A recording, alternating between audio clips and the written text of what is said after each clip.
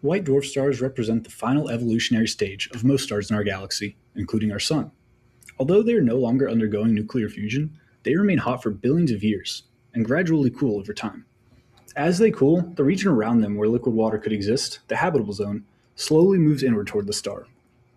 At a particular orbital distance of about 0.01 AU, the planet can remain within this habitable zone for the longest period of time of up to 7 billion years, and even more. During this period, the stellar radiation can be sufficient to sustain surface liquid water and even photosynthesis, while ultraviolet radiation remains strong enough to drive prebiotic chemical reactions. This overlap between biological requirements is not common, especially for stars of similar size and stability, such as M-dwarfs.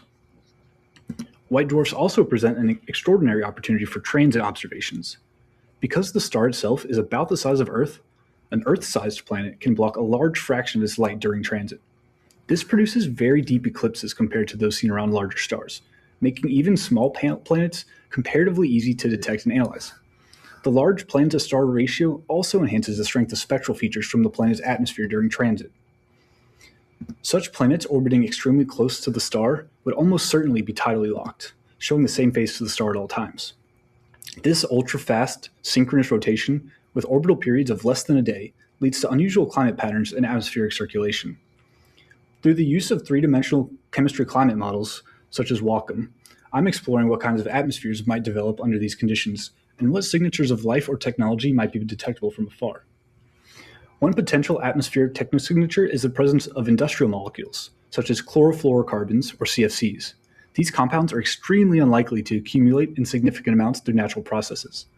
Simulated observations using instruments such as MIRI on the James Webb Space Telescope show that even modest concentrations of CFCs in an Earth-like atmosphere could produce detectable absorption features. In white dwarf systems, the unusually deep transits make these signals especially pronounced. Beyond atmospheric signatures, the small size of white dwarfs also raises the possibility of detecting large artificial structures directly. Objects on the scale of massive orbital installations or energy collecting arrays could obscure a measurable portion of the stellar disk. This work explores several hypothetical kilostructures, including simple geometric panels, swarms of satellites, partial rings, and patterned arrays.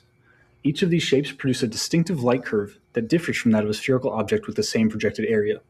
The differences arise from the structure's geometry, orientation, and how it interacts with the stellar limb darkening as it crosses across the star. When we compare these signals to those of an equivalent sphere, the residual patterns reveal characteristic features that could potentially be recognized in observational data. With sufficient precision, repeated measurements, and advanced analysis methods such as machine learning, we might be able to distinguish natural transits from engineered ones. Taken together, white dwarf systems offer a rare combination of advantages for the search for extraterrestrial technology. Long-lived habitable environments, extremely deep transits, enhanced atmospheric detectability, and the possibility of detecting large artificial objects. These characteristics make white dwarfs compelling targets for future observations aimed at determining whether technological civilizations might exist beyond our solar system.